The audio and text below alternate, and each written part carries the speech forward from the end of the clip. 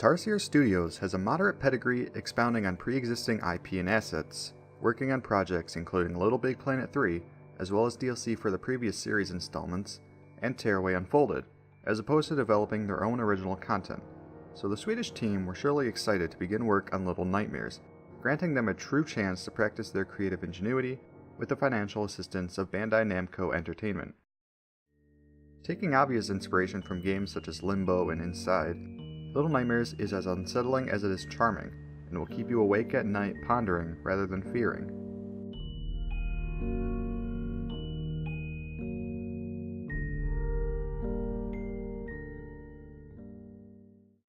Little Nightmares casts you as Six, a small hooded girl who wakes up finding herself in the depths of the mall, a mostly underwater mechanical behemoth purposed to serve the ever-revolving cast of gluttonous patrons who frequent it. Uncertain about why she is there, Six's main concern is navigating her way through the confines of the mall in order to escape, which is illustrated by faded colors blended with shades of black, designed to create an almost blurred, dreamlike sensation. The subtle swaying of the camera as the mall shifts around on the surface of the water assists the uneasy nature of the game, while simultaneously providing a minor gameplay mechanic and supplementing a major gameplay complaint.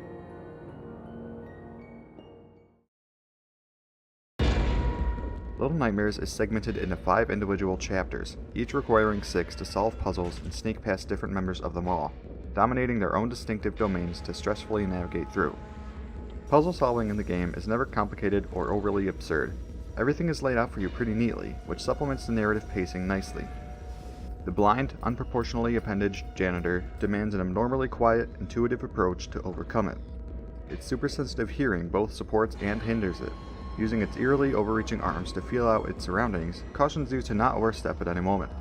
Yet the structure of the puzzles intentionally force you to do just that, creating satisfying, high-intensity encounters. Evading the grotesque, pig-like twin chefs takes a little more reliance on pattern recognition, as traversing the unkempt kitchens is more focused on staying out of sight instead of staying mute. When you step becomes just as important as where you step in this chapter. Even though the kitchen is less unnerving than the janitor's quarters, the chef's high-pitched squeal and concurrent rush towards me never ceases to send me into a frenzied panic whenever I'm spotted. Every subsequent chapter in the story gradually ramps up the overall pacing of the game, slowly giving you a chance to familiarize yourself with the mechanics before inevitably thrusting you into fervent, quick-witted scenarios.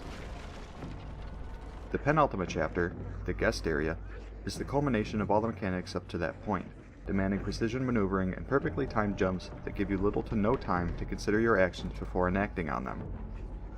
The initial experience in this chapter is arguably the most suspenseful in the game, yet it also takes one of the minor gripes with the game and brings it to full attention.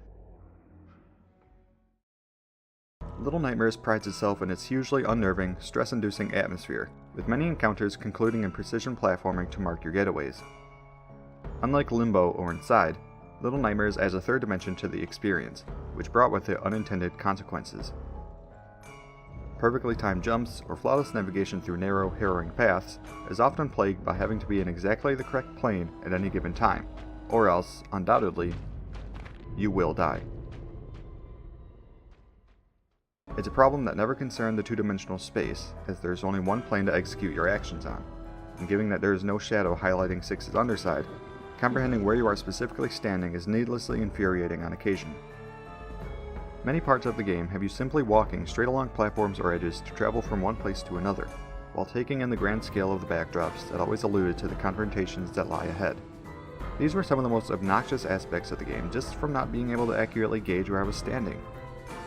Another important note is that the controls are occasionally unresponsive, which can easily turn exhilarating moments of narrative into repetitive, obnoxious ones.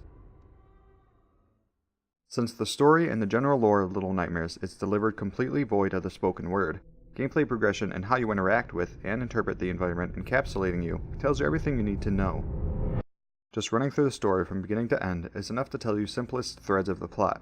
However, towards the end of the game, it really serves you well to have tried to analyze everything that has happened up until that point, with an ending that cautiously walks the tightrope separating a satisfying conclusion and a confusing, artistic, self-interpreted one. I love any game that attempts to tell their stories without speaking a single word, as its impact typically has a much more emotional resonance without it, and it helps amplify how caring the developers are about the world they are building. And these games end in a manner that asks for you to take a step back and really think about what was experienced, though, asking you to draw your own conclusions. It sometimes feels as if they don't have a grand closing scheme for what they've created, and are asking for you to make one up on your own. Little Nightmares definitely feels as if Tarsier Studios was in that exact mindset. Luckily, the 4-hour campaign wasn't long enough to feel cheated at the end, but it still provoked me as a minor disappointment.